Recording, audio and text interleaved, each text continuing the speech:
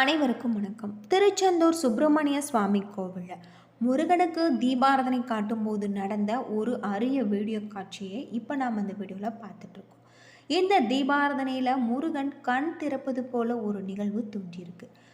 பார்த்த பக்தர்கள் அனைவருமே முருகனுக்கு அரோகரா, கந்தனுக்கு அரோகரா என கோஷம் எழுப்பியிருக்காங்க. இந்த அற்புதமான வீடியோ காட்சியை பார்ப்பதன் மூலம் உங்களுடைய வாழ்க்கையில் பல மாற்றங்கள் ஏற்படும். அதுக்கு முன்னாடி நம்ம சேனலை நீங்கள் இன்னும் சப்ஸ்கிரைப் பண்ணலைன்னா மறக்காமல் சப்ஸ்கிரைப் பண்ணிவிடுங்க. முருகனுக்கு அரோகரா அப்படின்னு சொல்லிட்டு மறக்காமல் கமெண்ட் பண்ணுங்கள். வாங்க வீடியோக்குள்ளே போகலாம். திருச்செந்தூர் சுப்பிரமணிய சுவாமி கோவில் பல்வேறு சிறப்புகளை கொண்டிருக்கக்கூடிய ஒரு கோவிலாக இருக்குது. இங்கு முருகப்பெருமான் அறுபடை வீடுகளில் இரண்டாவது படை வீடாகும். கடற்கரையில் அமர்ந்த முதன்மை தலமாகவும் விளங்குகிறது. சூரபத்மனை வதம் செய்து வெற்றி தலமாக இங்கு முருகன் சந்தன ஆதித்தன் என போற்றப்பட்டு தேவ சேனாதிபதியாக வீற்றிருக்காரு. இந்த கோவிலின் மிகவும் சிறப்பான ஒன்றாக இருக்கு அப்படின்னு சொல்லலாம். இந்த கோவிலில் தரக்கூடிய இலை விபூதி பிரசாதம் தீராத பல நோய்களை தீர்க்கக்கூடியதாக இருக்கு.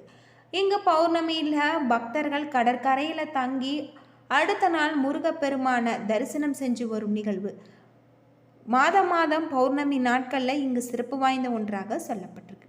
அறுபடை வீடுகளில் 5 மலைப்பகுதிகளும் திருச்செந்தூர் கோவில் மட்டுமே கடற்கரையில் அமைந்திருப்பது தனி சிறப்பு. அது மட்டுமல்லாமல் முருகப்பெருமான் கடற்கரையில் காட்சி தருவது சிறப்புக்குரிய ஒன்றாக இருக்குது அப்படின்னே சொல்லலாம்.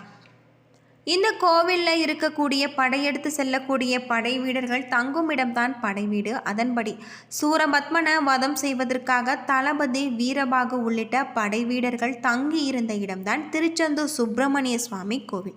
சூரபத்மன் எனும் அரக்கனை ஐப்பசி மாத வளர்பிறை சஷ்டி என்று தன்னுடைய வைரவேல் கொண்டு வதம் செய்த தினத்தை தான் கந்த சஷ்டி விழா சூரசம்காரம் என விமர்சையாக கொண்டாடப்படுது. சூரபத்மனை வெற்றி கொண்டதால் இங்கு கோவில் கொண்டு இருக்கக்கூடிய முருகப்பெருமான் ஜெயந்திநாதர் என விளங்கப்படுவதாகும். அதுவே பின்னால மருவி செந்தில்நாதர் எனவும் மாறியிருக்கு. இதே போல இந்த ஊர் திரு ஜெயந்திபுரம் என்பதில் இருந்து திருச்செந்தூர் எனவும் மாறியிருக்கு. சிலப்பதிகார குறிப்புகளின்படி இந்த கோவில் 2000 ஆண்டுகள் பழமை வாய்ந்ததாக சொல்லப்படுது. இந்த இடம் திருச்சீர் அலைவாய் என அழைக்கப்பட்டதாகும். அது மட்டும் இல்லாமல் அறுபடை வீடுகளில் மலை மீது அமைந்திராத ஒரு கோவிலாக இந்த கோவில் இருக்குது. சூரனை வதைத்த முருகன் 4 கைகளுடன் சிவபூஜை செய்து ஜடாமுடியுடன் தவ கோலத்தில் இருந்திருக்காரு. அவருடைய தவத்தை களைத்து விடக்கூடாது என்பதற்காக அவருக்கென்று தனி பிரகாரம் கிடையாது. மூலவர் தெற்கு திசை நோக்கி இருக்கிறதாக சொல்லப்படுது. கந்த சஷ்டி விழாவின் கடைசி நாளில் தங்களூர் பெண்கள் தெய்வானையை திருமணம் செய்வதற்காகும். போர் முடிந்து முருகனின் உக்கிரத்தை குறைக்கும் விதமாக முருகன் மீது மஞ்சள் திருநீற்று விளையாடுறாங்க. திருச்செந்தூர் கந்த சஷ்டி விழா வெகு விமர்சையாக கொண்டாடப்படுவதற்கு மற்றொரு காரணம் உண்டு. சில முனிவர்கள் உலக நலனை காக்க புத்திரன் வேண்டும் என கருதி ஐப்பசி மாத அமாவாசை என்று தொடங்கி 6 நாட்கள் யாகம் நடத்தி இருந்திருக்காங்க. இந்த கோவில் காலை 5 மணி முதல் இரவு 9 மணி வரை திறந்திருக்கும். திருச்செந்தூர் முருகன் கோவில் 9 கால பூஜைகள் இங்கு நடைபெறுவதாக சொல்லப்படுது. தினமுமே மதியம் உச்சிக்கால பூஜைகள் முடிந்த பிறகு ஒரு பாத்திரத்தில் பால் அன்னம் எடுத்துக்கொண்டு மூலத்தாளத்துடன் சென்று கடற்கரையில் கரைப்பாங்க. இதற்கு கங்கை பூஜை என அழைக்கப்படுவதாக சொல்லப்படுது.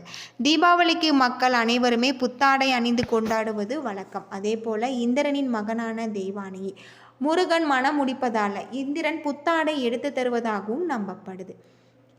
வைகாசி விசாகத்தின் போது நோன்பு வைத்து காவடி, பால்குடம், அபிஷேகம் போன்றவற்றை இறைவனுக்கு படைக்கிறாங்க. பக்தியுடன் முருகப்பெருமான அபிஷேகம் செய்து வணங்குவதன் மூலம் நம்முடைய மனக்கவலைகளில் இருந்து விடுபட முடியும் என நம்பப்படுது. கந்த சஷ்டி விரதம் இருப்பதால் திருமணம் ஆகாதவர்களுக்கு திருமணம் பாக்கியம், குழந்தை இல்லாதவர்களுக்கு குழந்தை பாக்கியம் கிடைப்பதாக சொல்லப்படுது. பல்வேறு சிறப்புகளை கொண்டிருக்கக்கூடிய ஒரு கோவிலாக தான் திருச்செந்தூர் சுப்பிரமணிய சுவாமி கோவில் அமைஞ்சிருக்கு. இங்கு சென்று நாம் முருகப்பெருமானை வழிபடுவதன் மூலம் நம்முடைய வாழ்க்கையில் இருக்கக்கூடிய அனைத்து விதமான பிரச்சனைகளும் தீரும் அப்படின்னு சொல்லலாம். அது மட்டும் இல்லாமல் இந்த கோவில் பல்வேறு சிறப்புகளை கொண்டிருக்கக்கூடிய வகையில் இங்கு அமைஞ்சிருக்கு. இந்த கோவில் அறுபடை வீடுகளில் 2வது படை வீடாக அமைஞ்சிருக்கு. 157 அடி உயரம் கொண்ட இந்த கோவிலின் கோபுரம் 9 தளங்களை கொண்டதாக அமைஞ்சிருக்கு. முருகப்பெருமான் சூரனை ஆட்கொண்ட பிறகு தனது வெற்றிக்கு நன்றி செலுத்தும் விதமாக சிவபூஜை செஞ்சிருக்காரு. இந்த கோலத்திலேயே முருகன் வலது கையில் தாமரை மலருடன் அருள்கின்றார். தலையில் சிவயோகி போல ஜடாமகுடம் தரித்திருக்கக்கூடிய இருவருக்கு. சன்னதியின் மேற்கு திசையில் ராஜகோபுரம் இருக்கு. முருகப்பெருமான் இந்த தலத்தில் கடலை பார்த்தபடி கிழக்கு நோக்கி காட்சி தராரு. மேற்கு கோபுரம் சுவாமிக்கு எதிரே கிழக்கு திசையில் அமைந்திருக்க வேண்டும். அந்த பகுதியில் கடல் இருப்பதால் மேற்குல கோபுரம் கட்டப்பட்டிருக்கு. கந்த சஷ்டி விழாவில் நடைபெறும் பொழுது முருகப்பெருமான் திருக்கல்யாணத்தின் போது நள்ளிரவில் ஒரு நாள் மட்டுமே இந்த நடை திறக்கப்படுவதாக சொல்லப்படுது. அது மட்டும் இல்லாமல் இங்கு இருக்கக்கூடிய முருகப்பெருமானுக்கு சிறுபருப்பு காஞ்சி, தோசை, தேன்குழல், சுய்யம், அதிரசம் போன்ற உணவுகள் மிகவும் பிடித்தமான ஒரு உணவாக இருக்குது அப்படின்னே சொல்லலாம். சுப்பிரமணிய சுவாமி கோவிலில் கடற்கரையில் நீராடி 4 கிணறு தீர்த்தம் தெளித்து மௌன சுவாமி, காசி சுவாமி, ஆறுமுக சுவாமிகளை வழிபட்டு கிழக்கு நோக்கி மூலவர் சுப்பிரமணியம், தெற்கு நோக்கி சண்முகரையும் தரிசித்து சிறப்பாக வழிபடும் முறையாக இருக்கு. முதல்ல கடலில் நீராடிய பின்னர் புனிதமான 4 கிணற்று தீர்த்தத்தில் நீராடி ஈர உடையுடன் வழிபட வேண்டும். இது உடலையும் மனதையும் தூய்மைப்படுத்தும். அது மட்டும் இல்லாமல் 4 கிணறு அருகே இருக்கக்கூடிய மௌன சுவாமி, காசி சாமி, ஆறுமுக சுவாமி சமாதிகளை வணங்கிய பிறகு பிரதான கோவிலுக்கு சென்று மூலவரை வழிபட வேண்டும். மூலவர் சுப்பிரமணியர் கிழக்கு நோக்கி, சண்முகர் தெற்கு நோக்கியும் இருப்பார். இவரை தரிசித்து பின் உட்பிரகாரத்தில் இருக்கக்கூடிய பிற சன்னதியை நம்ம வழிபடலாம். கோரிக்கைகள் நிறைவேற முருகன் மற்றும் குரு பகவானுக்குரிய மந்திரங்களை சொல்லி 9 முறை வலம் வர வேண்டும்.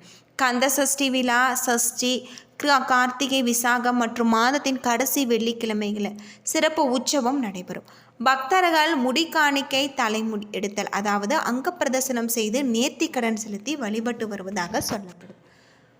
திருச்செந்தூர் முருகன் ஆட்கொண்ட பின்பு சிவபூஜை செய்தார். சிவயோகியின் தோற்றத்தில் இருப்பதாக சொல்லப்படுது. மேல் சட்டை அணியாமல் வேட்டி மட்டுமே அணிந்து தரிசனம் செய்வது இங்கு மரபான ஒன்றாக இருக்குது அப்படின்னே சொல்லலாம். அது மட்டும் இல்லாமல் முருகப்பெருமான முழு மனதோடு நாம் வழிபட்டு செல்வதன் மூலம் நம்முடைய வாழ்க்கையில் நல்ல ஒரு மாற்றம் ஏற்படும். முருகனை அனுமதித்தால் மட்டுமே திருச்செந்தூர் செல்ல முடியும். வீட்டில் இருந்து புறப்படுவதற்கு முன்பு ஒரு தீபம் ஏற்றி முதல்ல குலதெய்வத்தை நம்ம வணங்க வேண்டும். பிறகு முருகனிடம் நீயே துணை, உன்னை நம்பி வருகின்ற என் உங்கள் வேண்டுதல் சொல்லி மனதார வழிபட வேண்டும். கடல் மட்டத்திற்கு கீழாக சிறு குன்றின் மேல் கடலை பார்த்தவாறு சுவாமி வீற்றிருப்பார். பிறவி பிணையை போக்கி தலையெழுத்த மாற்றக்கூடியவர் திருச்செந்தூர் செந்தில் ஆண்டவர். படைத்தல், காத்தல், அழித்தல் ஆகிய 3 மும்மூர்த்திகளின் வடிவில் தொழிலை செய்பவராக திருச்செந்தூர் மட்டுமே இங்கு முருகன் அருள் புரிகிறார். முதல்ல கடலில் குளித்து 4 கிணற்றுல நீராட வேண்டும். 4 கிணற்றுல நீராடிய பிறகு எந்த நீரிலும் குளிக்கக்கூடாது. முருகப்பெருமான் வேளால் உருவாக்கிய தீர்த்தம் 4 கிணறு.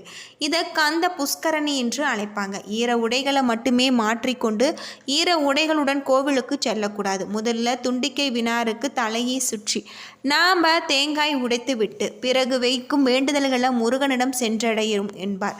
4 கிணற்று அருகே இருக்கக்கூடிய கோவிலில் பிரதான சுவாமிகளை நாம் வழிபட்டு செல்வது ரொம்பவும் நல்லது. முருகனின் நாமங்களை மட்டுமே மனதார உச்சரித்து கொண்டு கண்ணார பார்த்து வணங்க வேண்டும்.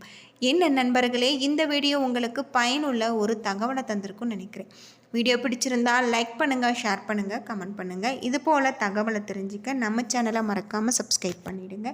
நன்றி நண்பர்களே.